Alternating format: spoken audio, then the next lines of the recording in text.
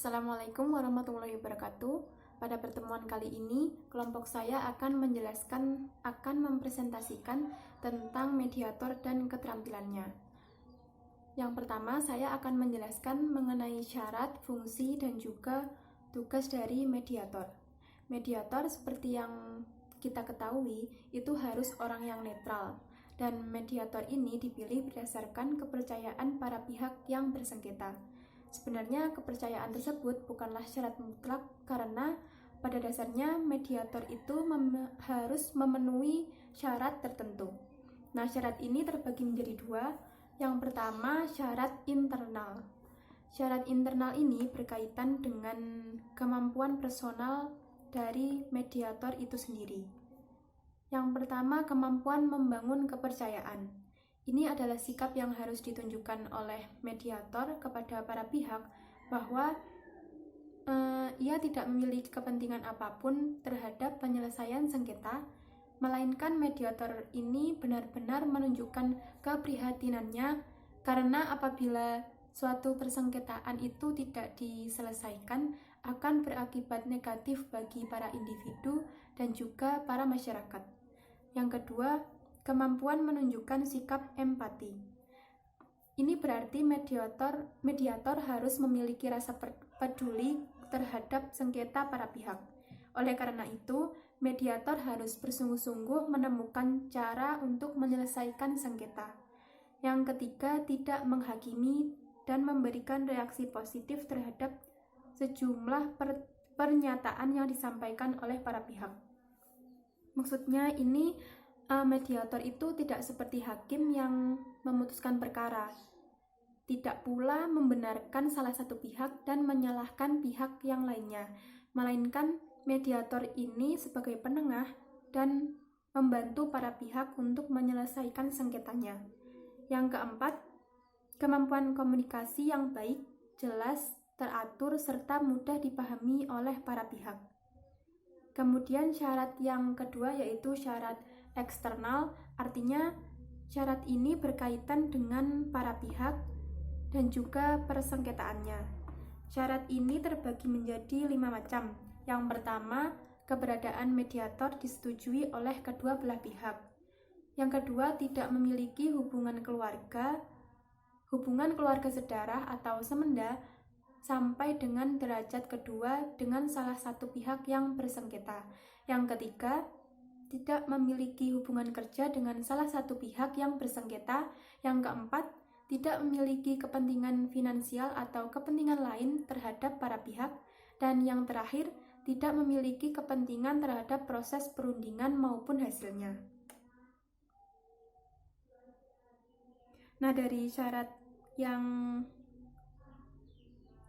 eksternal ini sudah jelas bahwa mediator itu tidak boleh memiliki ikatan apapun dengan para pihak karena untuk menjaga independensi seorang mediator itu sendiri, mulai dari awal proses mediasi sampai akhir, bahkan hasilnya juga demikian, tidak boleh ada pengaruh dari mediator itu.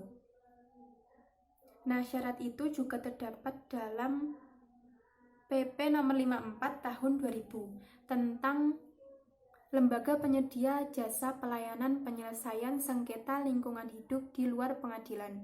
Persyaratan ini ada 5. Yang pertama, cakap hukum. Yang kedua, minimal berusia 30 tahun. Yang ketiga, memiliki pengalaman serta menguasai secara aktif bidang lingkungan hidup minimal 5 tahun. Yang keempat, tidak ada keberatan dari masyarakat setelah diumumkan dalam jangka waktu 1 bulan. Dan yang terakhir, memiliki keterampilan untuk melakukan perundingan atau penengahan. Kemudian di sini juga terdapat fungsi mediator. Fungsinya itu ada 7. Yang pertama, mediator itu sebagai katalis, yang artinya kehadiran mediator ini dalam proses perundingan harus membantu lahirnya suasana yang konstruktif dalam penyelesaian sengketa. Kemudian yang kedua, mediator sebagai edukator. Artinya seseorang yang harus memahami aspirasi, prosedur kerja, dan kendala usaha dari para pihak.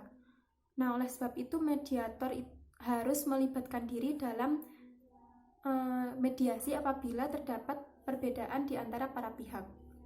Yang ketiga, sebagai translator, artinya sebagai penerjemah dengan berusaha menyampaikan serta merumuskan usulan pihak yang satu ke pihak lainnya melalui bahasa yang baik dan benar.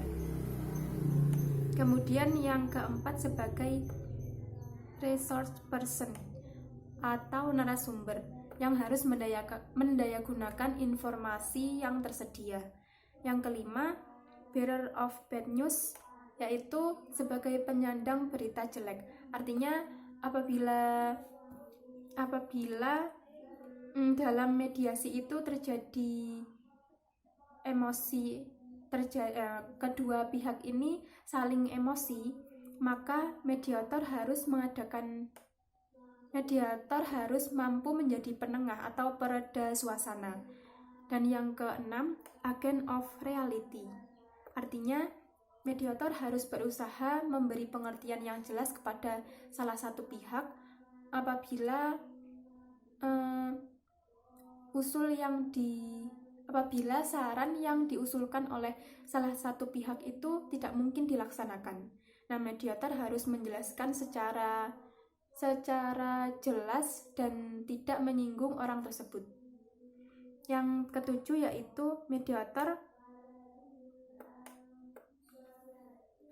sebagai scapegoat atau mediator harus siap disalahkan apabila pihak dalam kondisi kalut pada saat mediasi.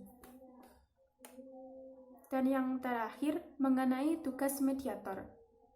Pada dasarnya, mediator ini menjadi penengah membantu para pihak untuk menyelesaikan masalah. Sementara tugas utamanya, mediator ini mempertemukan perbedaan kepentingan antara dua pihak supaya keduanya ini dapat menemukan titik terang.